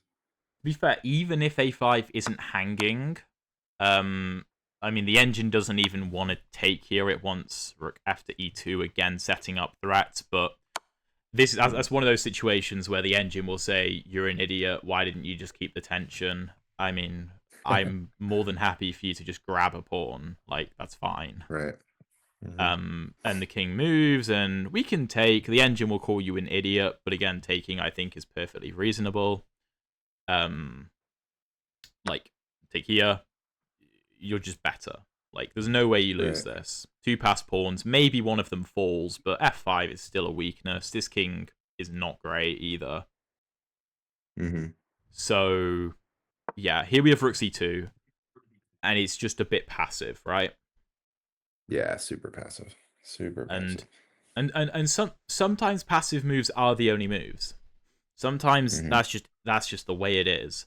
But try to look for more active alternatives if you can find them, right? Right. So, okay, we have rook to c4, and rook c4 looks very strong. You know, hits a4, applies pressure to c3. We have knight e3. Mhm. Great move. Well done for not trying to defend. Again, this is a Yeah. counter-attacking move. Brilliant. If we can play actively, then normally that is going to be better. So, perfect. Takes. And here, these two pass pawns are much stronger than the a pawn. This looks great for white. Yeah, no, it's completely winning. Yeah. Okay, good. Um, however, sorry, not however. Yeah, sorry, bishop g5.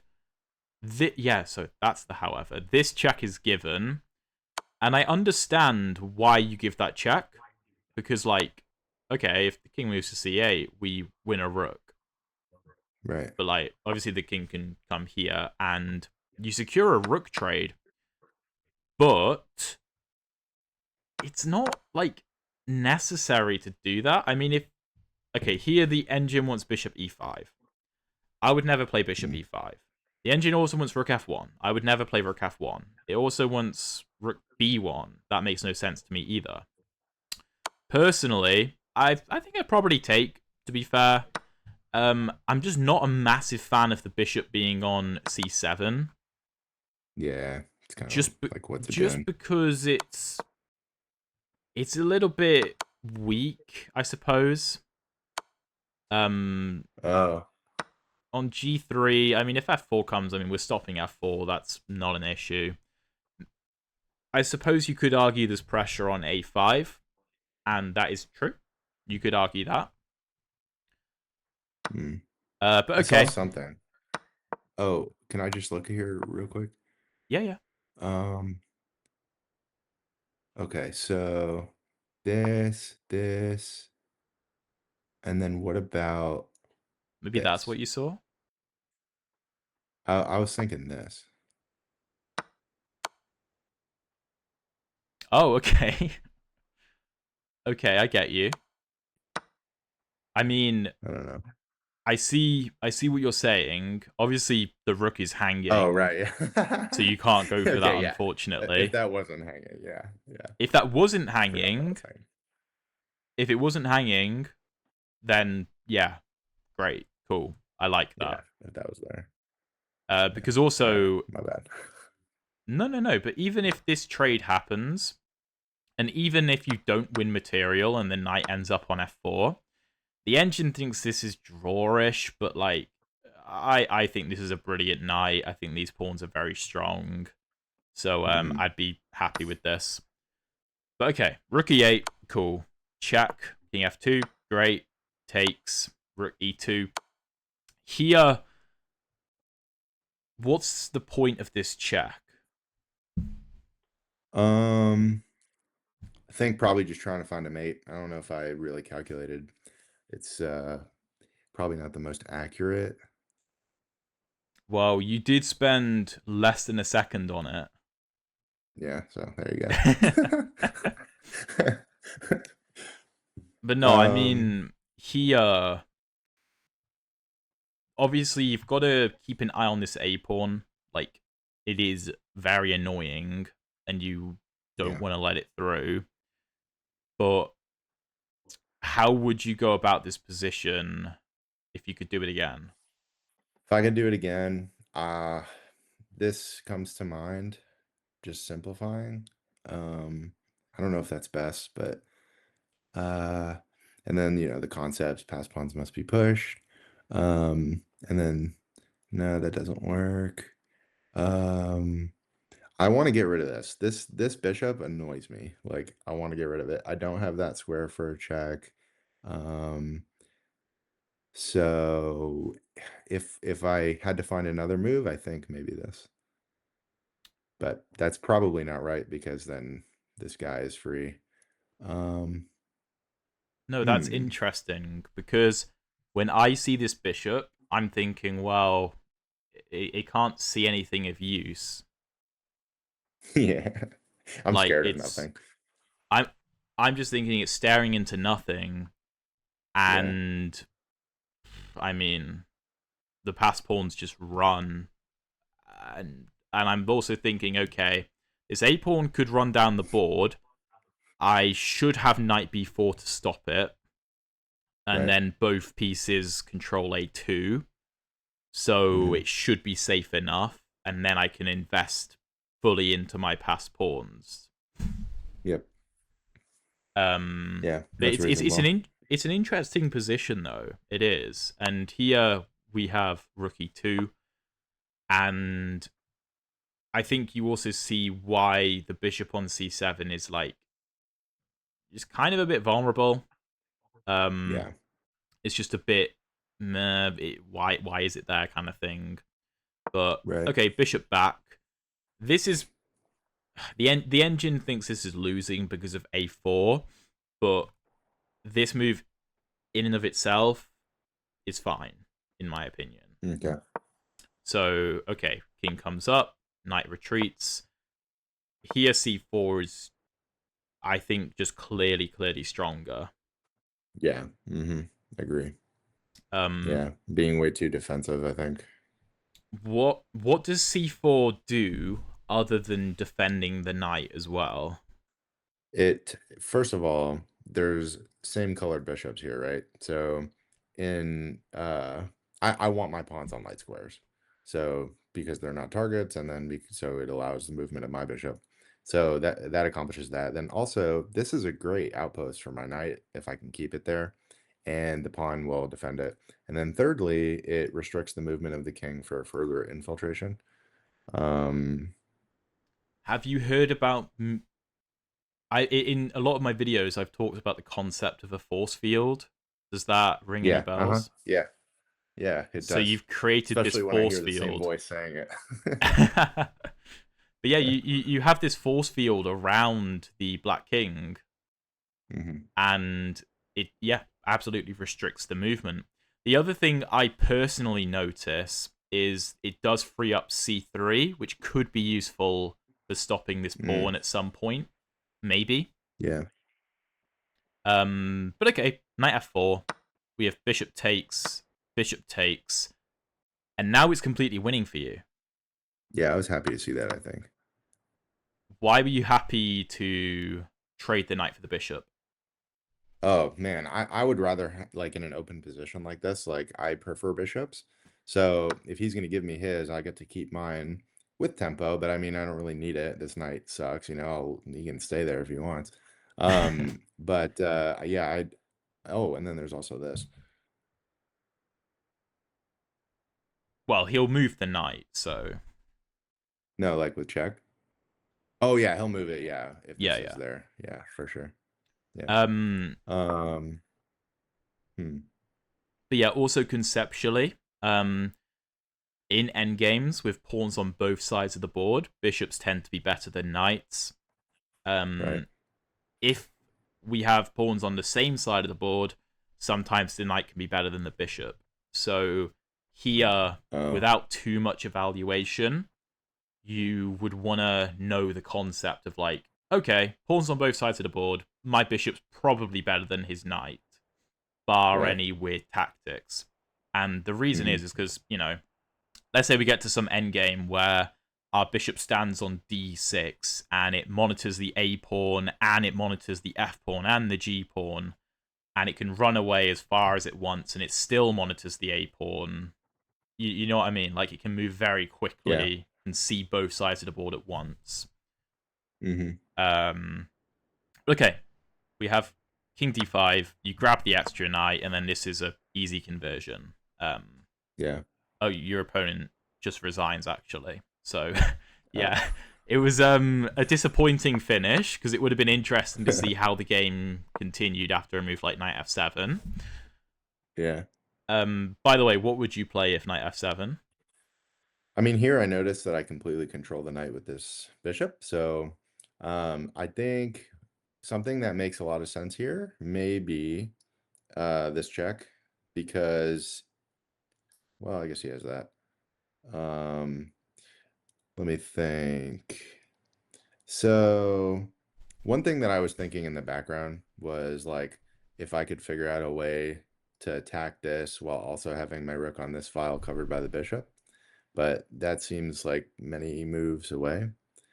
Um, I think here, if this position was reached, what I would do is probably this Yeah, yeah. Why?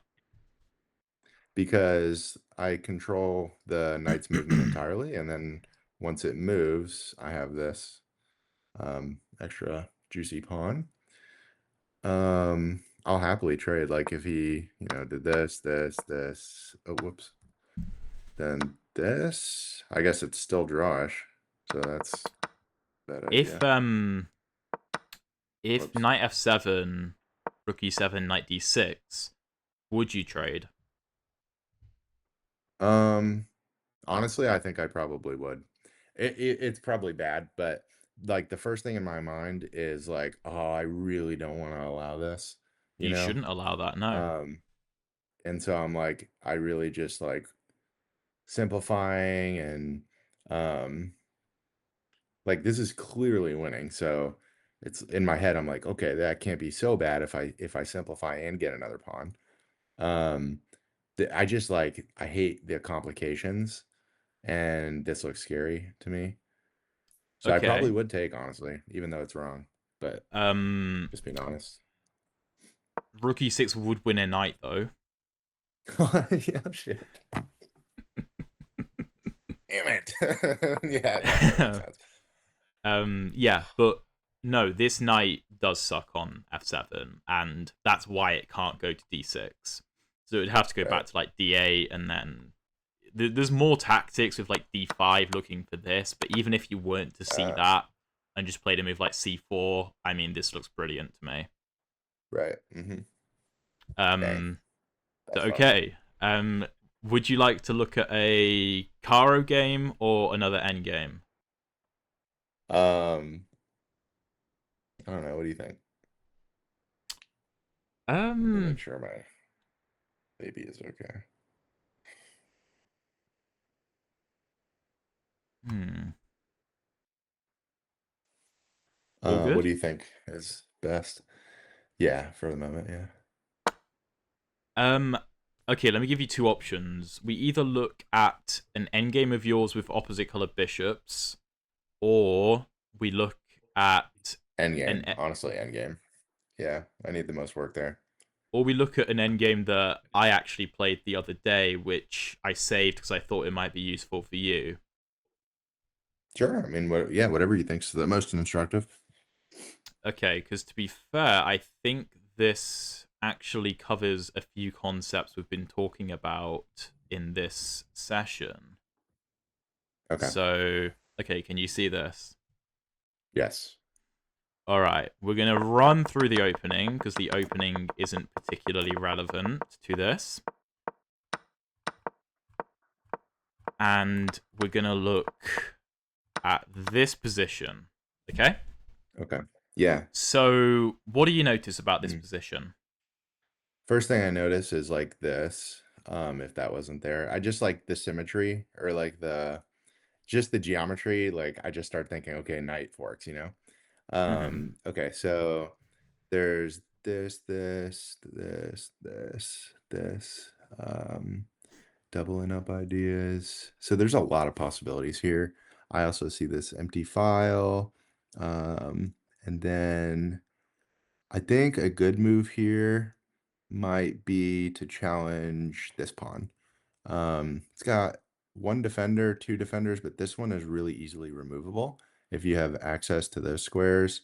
This bishop, okay, so a little disorganized. Let me try to be a little bit more organized. So No, that's all right. um, we have we have these pawns that are very, very weak. They're kind of being like over defended, it looks like to me. Hmm. So like there's exploitable weaknesses here. This is pretty solid. There's nothing's going to happen there. And then piece activity. So you have this rook, which is a purely defensive piece at this moment. This Yeah. knight is purely defensive. Doesn't really have any forward progress moves that look good. This rook here, purely defensive, and then this bishop controls some squares. This is probably the only, quote unquote attacking piece, even though it's really not. And then on your side, you have this knight, which I feel like is very well placed. There's a lot of possibilities. It's not trapped in any way. This knight is, I feel like maybe okay, just because you have this, but I would rather see it maybe on this side of the board. Um, Sorry, and on which then the side of the board? rooks, oh, sorry, on this side, the Okay. king side. Okay. And then the rooks, this rook is great. This rook needs to be activated. I would consider doubling up here at some point. And then there's probably some way to make a pass pawn here with the structure. I don't know what it is. So the first move that I would make here, is it white to move? It is white to move, yeah. White to move. What does this do? Nothing. Um, so that. No, that doesn't work. Um, so I don't see anything that's super obvious. So then I would be like, okay, what piece can be improved? And I think the answer is this rook. Um, so there's D1, or there's like a prep move for doubling. Um, I hope I'm not missing something obvious, but I just don't see it. Okay. Yeah, Well, so no, I'd no, I'd I'd probably do that. it's really useful to hear how you just evaluate a given position. So I'll tell you what I'm thinking and what I was thinking Yeah. when I saw this position. I'm thinking, okay, I have the open e file. This is the only open file on the board, right? Hmm. And okay, black can't contest me anytime soon. He can't put either of his rooks on the e file just yet. So I can consider doubling up. Yeah, that's a consideration.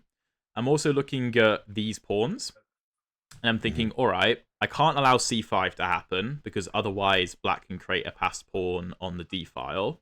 So I've got to be aware of Hmm. that. A6 is hard to defend as well, although it could move to a5 and a4 if it needs to get out of danger. I'm also Hmm. thinking that, yeah, this is a purely defensive piece. This is a purely defensive piece. There's no kind of tactics or infiltrations. The bishop does a good job of covering. This rook needs to be repositioned somehow. But this bishop is quite good, and I don't want to let it sit on a square like e4 or Hmm. maneuver to c4. That could be annoying, for Yeah. example. Also, I have to watch for moves like knight to f5, looking for a knight trade. That needs Right. considering. So here I played knight c5. Okay. What do you think when you see knight c5? I think it's like, oh, look, I'm attacking this, but really you want this square. That's my thought. Okay. So the reason I played knight c5 is it comes with tempo, right? Mm, So what does black play here? they gotta Yeah, go. yeah. A5 is forced. You have to play that Yeah. move. Hmm. Here, I do have the option of knight here, trying to win this pawn, which I admit I Oh, didn't right. even Okay. consider. Um, Hmm. I did not consider that. I probably should have. But here I'm basically thinking, okay, this bishop doesn't have access to d3 or e4 anymore. I'm taking those squares Oh, away. oh, okay. I get that now. Um, Okay. Also, what I like about That's these good. knights is that the c pawn and the d pawn are both blockaded, Yep. And they're on dark squares. and they're on dark squares, and that is crucial because I'm always thinking if like a pair of knights get traded, for example, as long as this pawn can't come to c5, this bishop is going to be purely defensive, trying to defend these Right. pawns, right? Hmm. And a5 is isolated and That's a could become brilliant a move. weakness. Yeah. That's a great move. And you have this square too. I also have That's an b7. excellent move. Yeah. But I also missed knight b7 though. I'm not gonna lie. So here I played Mm. f4, which isn't that good. It's fine, but it's I was looking for like g4 and just taking some space. I had better options, but I'm not a machine. Knight to f5, and here I went g4, and my opponent took on d4, and I took back. And here, the evaluation went down a bit, but I was really happy with this position. Really? Oh yeah, because you could trap the bishop, so it kind of forces an H pawn move, or to Um, move the bishop, or an f pawn or move, which that. is what he Yeah. went for. And here I went Right. g5. Why is this Okay. position so good for white? Well, the bishop has no moves. The rooks are extremely passive and looking at nothing. You control the open file. Um, and you have a lot of possibilities with that knight. Um, yeah, no, this is much better for white for sure. Yeah, I think when I was playing this, my main consideration was how bad these pawns are. Okay. Um, which maybe that's interesting to try to explain because I was thinking, okay, this A pawn isn't great. If I can trade the A and B pawns, I have a passed A pawn. Right. So let's say I get rook b1, b4 takes, then I have a passed A pawn, Oh, so right? that would be okay. So that's how you do that. Yeah, because I wouldn't want a3 b4 because after takes and takes, the C pawn can Yeah, stop the it's B pawn. okay. Okay. So that's But like a what I legitimate plan, like that. That's okay to yeah, do. yeah, Is yeah. like, yeah, okay. And don't get me wrong, Black won't just sit there and let me do it. He'll try to create his own play. Yeah. Um, but that's like a long term goal, right?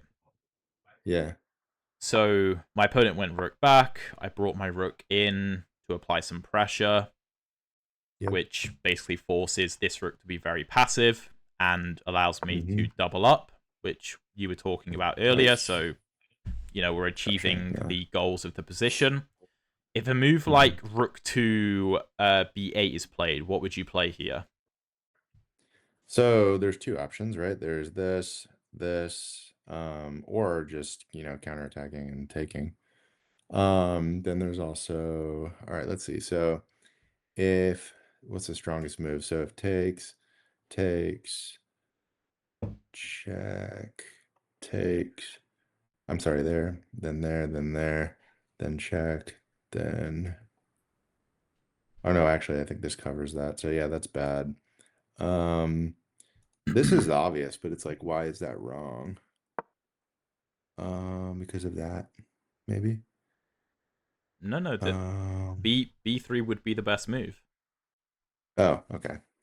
and that's what I was going to play. Um, the main consideration I had is that a4 can never be played because it doesn't even double my pawns because my knight just takes. It's a monster knight, man. That's a Yeah, nice knight. so I'm hoping this is good positionally for you. My Yeah. opponent went rook a7 here, and here, what's Black's plan? Like, what is he trying to do? I guess push. Yeah. So how can we stop that? A4. I don't know if that's a good idea, A4's but a move. A4's a move, but what's the downside of a4? now you don't have any future here. Partially yes, and also if And then something there's like rook that. b8, yeah, then the b pawn is a bit weaker. Mm-hmm. So here I played b3 because it stops Uh, a4 because my knight can take. right. Okay. Yeah. And if I move Mm-hmm. like rook b8, then there's nothing, right? Right. Mm-hmm. So the bishop comes back. I offered a rook trade, not the best move, but okay. My opponent offers to trade on his terms. Here I brought my rook back. I mean, taking was also fine, but I just wanted to keep some tension. Here I grab a Yeah. It takes. Yeah. pawn, bring the rook back over, offer another rook trade, which now I go for. And here I'm basically just thinking that black has no moves. What would you That's so say? funny. Because like I look at that position and like it scares me a little, to be honest. What for white? Yeah.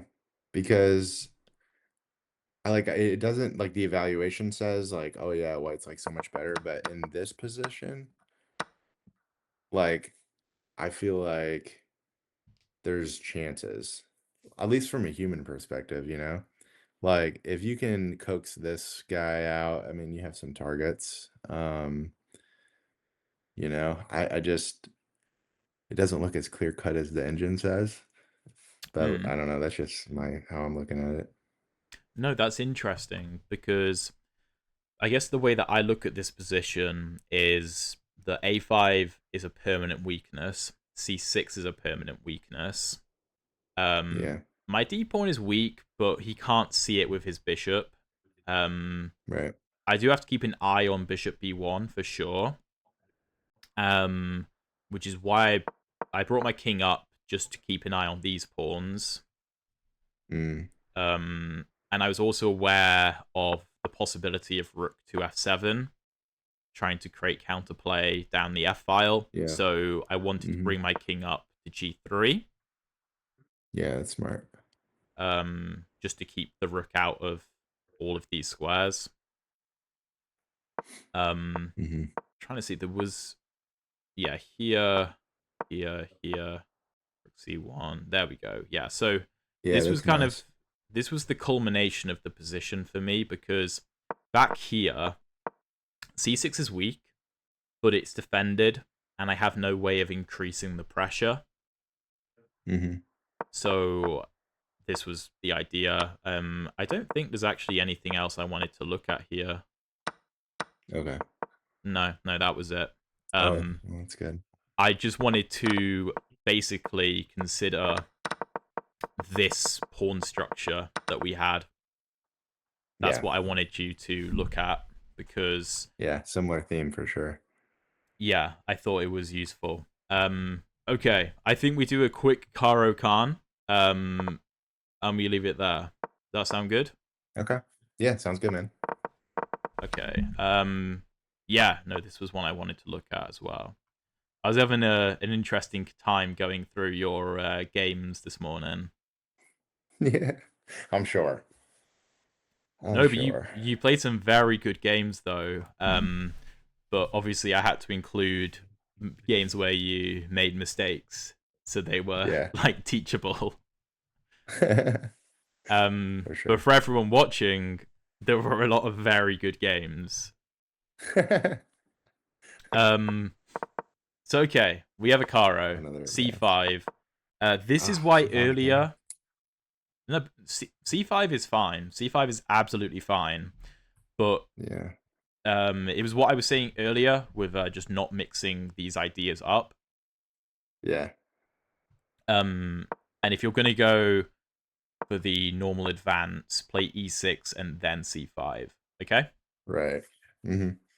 Okay. Anyway, c5, bishop f5, h3, e6, and this is now perfect. You effectively have transposed into a position where you've gone bishop f5, e6, and then c5. That makes sense? Right. Hmm. And Yeah. stop me Just if in you the have any order different. questions. So No, yeah. here you take. You don't have to take preemptively. You can keep the tension and encourage white to take you, because then you develop Hmm. to a very nice square. e5 is weak, and this is just a brilliant position. Hmm. So be always calculate what happens if white takes, but keep the tension if you can. Unless there's like Okay. unless you're winning material or you have to avoid losing material, Okay. kind of. But cd4, knight c6, this is perfectly fine. Knight g to e7, that's better than the previous one, which we looked at before, where you went bishop to e7 first. And then Yeah. hopefully you understand why bringing the knight is better to do that first. Yes. For sure. Yeah, so yes, this is a big reason I wanted to look at this game, because here you played Yeah. queen to a5 check. Uh-huh. Yeah. Yes. And I assume you saw knight c3, to be fair. Uh-huh. I assume you saw that and just thought you had decent pressure. Now, Yeah. interestingly, queen a5 can be a move sometimes. And I'll show you an example where it is a move. So, here, let me remember. I think it's when you I, have the bishop also, right? um, no, The b4. it's more so to do with the c pawn. It's like, Oh. I think it's e5, c5, knight f3. Is it knight f3? Yeah, I think it's knight f3, knight c6, bishop to b4, Bishop b5. and then Interesting. after something like yeah, sorry, bishop b5 even. It was something like after e6, if you were to play e6 and no, I'm mixing up my moves. Basically, there's some situation. I think it might be here actually. After something like here. I mean, bishop d7 is better, but Hmm. there's points where queen a5 makes sense to force the knight to c3, blocking the c pawn. And you know how we were talking about earlier where the knight was misplaced on c3 because it blocked the Yeah. c pawn? There are some Hmm. opportunities to do that. It's in very specific positions, which I can't remember just right now. But basically, queen Hmm. a5 is very rarely great. And it also is an example of you trying to bring your queen out too early. Yep. Um, just get developed. Yep. Get the knight, 100%. get the knight out, get the bishop in, get castled. Here, Yeah. be slightly careful. I mean, knight g6, you got to make sure you don't trap your bishop. Here, bishop e4 is strong, looking for this and Yeah. this, Hmm. which you played in one of the previous games. So you're aware of that concept, which is great. Yeah. But okay, perfectly fine. Takes, knight takes, brilliant. Bishop e7, everything is perfect. Here, queen a7 is great. Oh, I remember Um, this game. yeah, I've had my queen go via b6 to a7 myself previously, and it's actually pretty well placed, just keeping an eye on the d Yeah. pawn. Hmm. Um, and also you have the bishop pair here, so you're doing very well. Um, Here, I think bishop e4, you're Yeah, missing your that's priorities. yeah. Yep. Hmm. Um, Yeah. I would like you to castle here. I mean, the engine Yeah. suggests rook c8, but like, Yeah. just please castle, basically. Yeah. Yeah. Um, Yeah, man. Classic. yeah, Classic. get yourself castled, okay? Yeah. Because it can be tempting to Yeah, try that's what does to that do? create threats and well, no, it creates a threat of trying to win the pawn. That's what you're trying to do. Play like takes Oh, takes and then right. take on Yeah. d4, and that's Yeah. fine. But just castle, you know, Yeah, just and the castle. position Just plays castle. itself. Hmm. You bring the Yeah. rook to c8. Maybe you look at c4. Yep. Then bishop e4 in the future could be good. But okay, Yeah. bishop e4, b4 again, castle. I'm trying to draw this home because I think you will win way more games if you get castled a bit quicker. Because you're saying Yep. that you're liking switching to the King's Indian, but I had a look at some of your King's Indian games, and I'm not saying it was horrific or anything, but I don't think you understand the ideas of the King's Indian just yet. And Yeah. partially it is because it is just a difficult opening, um, Hmm. which is fine. I stopped playing the King's Indian after years, even though I understood most of the concepts. It's hard. Um, Yeah. I think you're very good with the Caro. I wouldn't just throw that away. Um, just get castled, and I think you'll solve a lot of your Yeah. problems. Do you But think it's okay, okay if like against d4, like d4 go to King's Indian, or you'd still play like a Slav um, variation? that's up to you, to be honest. I mean, you can do what you want there. You can experiment with both if you'd like. I'm not going to tell you which Okay. opening to pick because I think that comes from whichever you find more fun, right? Right. Hmm. Um, but yeah, both are fine. Both are fine. But Okay. against e4, you're very good with the Caro. Play it. Okay. So here, knight d4 Cool. um, is losing because of the pin. There are some positions where you can get away with it, but normally it's when there is a knight on f3 that you can take with check. Mm. Oh, Here, right. that doesn't exist, and the queen can move to like d1, and then the knight is pinned, and you lose the knight. Yeah. So there are some positions where you can take on d4 if there's a knight on f3, and you can take it with check and then get your queen out of danger. Hmm. So be aware of that, but always be careful about taking. Your opponent, as it happens, just took. But it's Oh, still an nice. Okay. interesting game. It's an interesting game. We have rook fe1. Here, you castle. Great. Brilliant. We have rook to d1. And here, queen to c4. Blunders this, which I'm sure you can see now. But Yeah. take a bit of time here. Like, here you took about 30 seconds, but it's to me a bit of a crucial moment because if you can consolidate at this point, you're going to have an extra pawn, and the extra pawn is an amazing pawn. It's a protected past Yeah. d pawn. So Yeah. if you can consolidate, bring the rook to the c file, bring a rook to like c4 I or quite like something, double h4. up. Yeah, queen Hmm. h4 is perfectly fine. Queen a7 is better, and Better. Yeah. I'd say the reason for that partially because it controls the knight coming to c5, Yeah. which you need to watch, And also but that. also, as in most Caro positions, you're trying to play on the queen side. So Right. the queen on h4 is fine, but there's nothing for you on the king side. Right. That makes Um, sense. yeah, you're not attacking your I have opponent or this. anything. Yeah, a5 I would have this be tricky little move.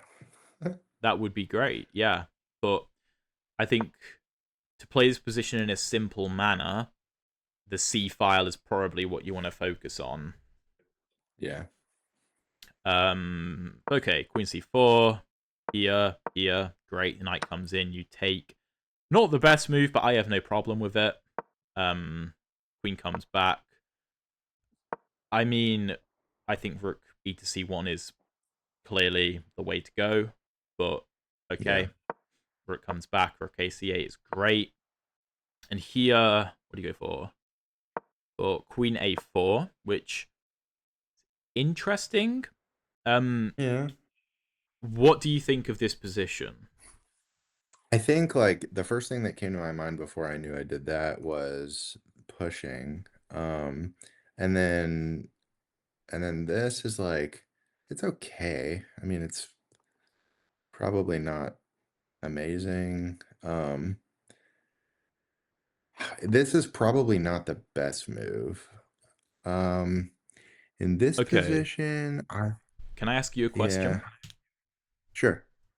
Is pawn b5 a threat? Yeah, yeah, it Why? is. Um, because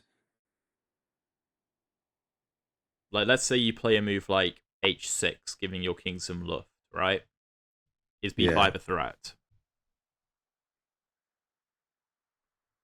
I feel like it is. Because now I'm doubled and that scares me a little, but I guess there's always some recourse. Yeah, it's probably not as scary as I think. And also, it does control this pawn. Actually, I think it's not a threat, I guess. I don't know. So I think when you see a move like rook b1 from white here, you obviously go, okay, well the only point of that is to play b5, right? That's Right, clearly the intention. Or maybe a4 b5, but okay, we control a4, so that's fine.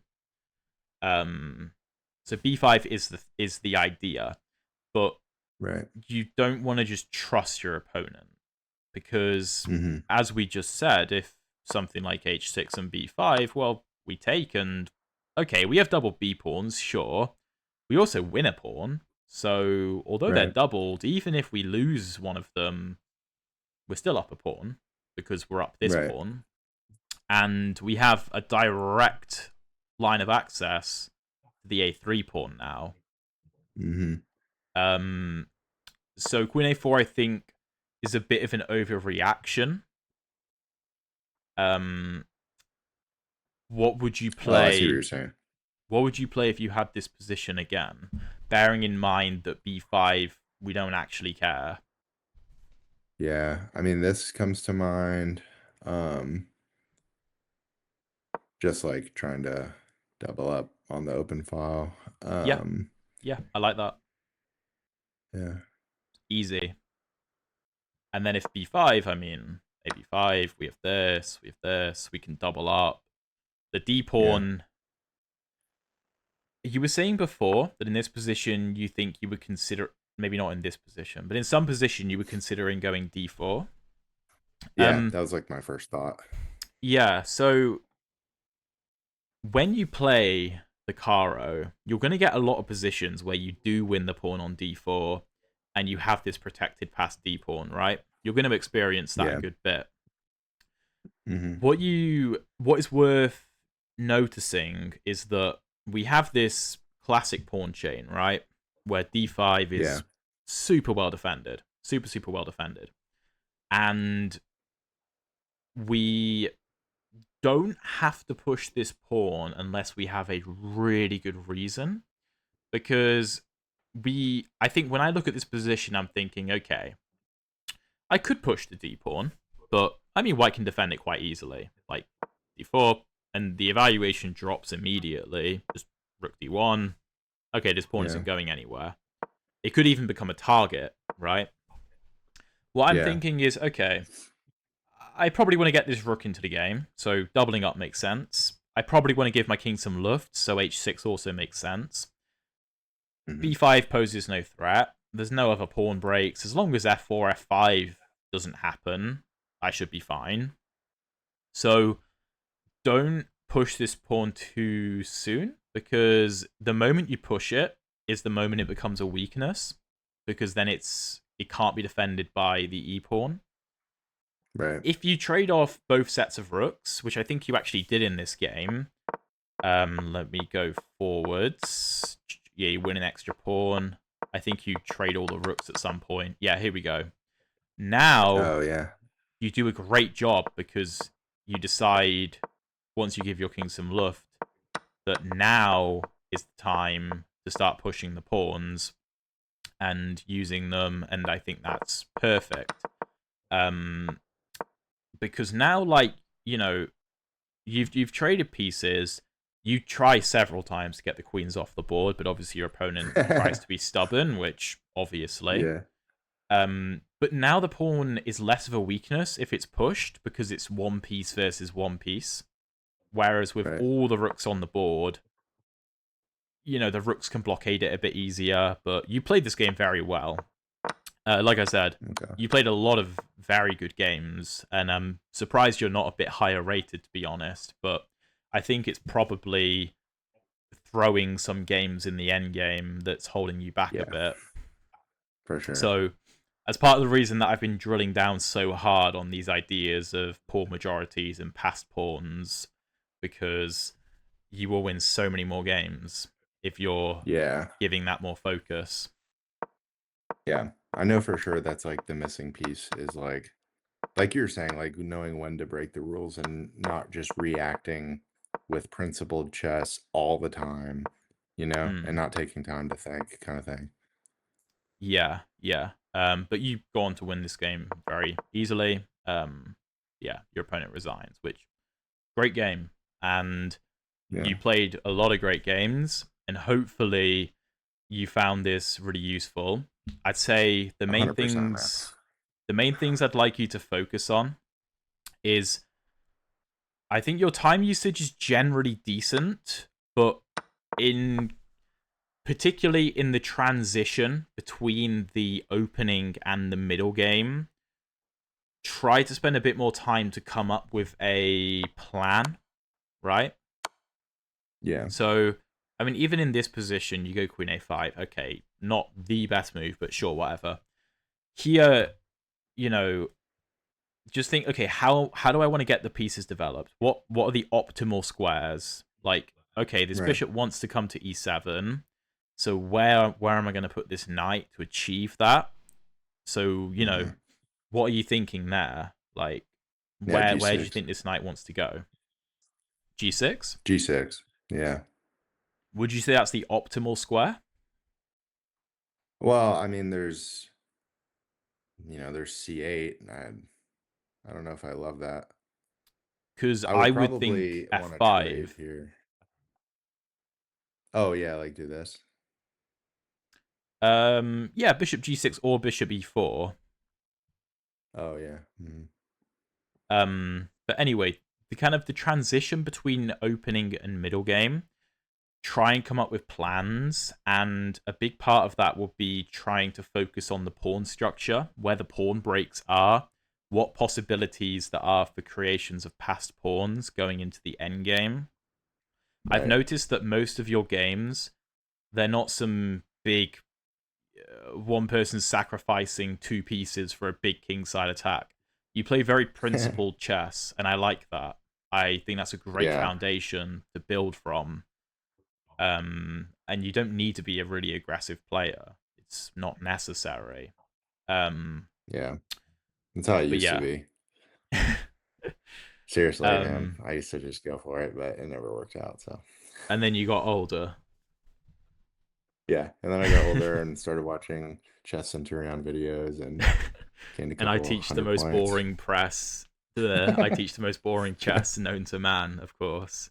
No, it's good. It's good stuff. Um, but yeah, the kind of the plans on the transitions between opening to middle game to end game is a big thing to focus on. Yeah. Um, and pawn play, right? Yes. Pawn play for sure. Yeah. Pawn play, Definitely pawn particularly, play. and I think also trying to realize the plans for your opponent. So you Yeah. know, Hmm. in things like the Carlsbad structure, which we were discussing before, like let's say bishop d3, bishop g4. This is a pretty common type of position. Uh, Yep. sorry, c3 first, defending. Let's say here I like queen c7, but there's many moves you can go for. Let's just say e6, castles, bishop d6. It's like, okay, what are the plans for white? What are my plans? What is the optimal piece placement for making that happen? And trying to strike Yep. some kind of balance between stopping your opponent while also doing your own thing, right? Yeah. Does that make sense? Yeah. Yeah. 100%. I was just looking at that. All right, any questions, mate? No, man, this has been awesome. Definitely found it useful, and I really appreciate you taking the time. Well, thank you very much, man. Feel free to drop me an email or anything with any games that you play and you'd like me to Yeah. just have a quick look at it for you. More than Yeah. happy. And if you got any questions, Sounds just good, man. shoot me an email. Okay. Awesome, man. Sounds good. All right. Well, thank you very much, man. This was really fun. Enjoyed this. Yeah. And yeah, go win some more games, mate. Yeah, well, I'll play more Caro Kann.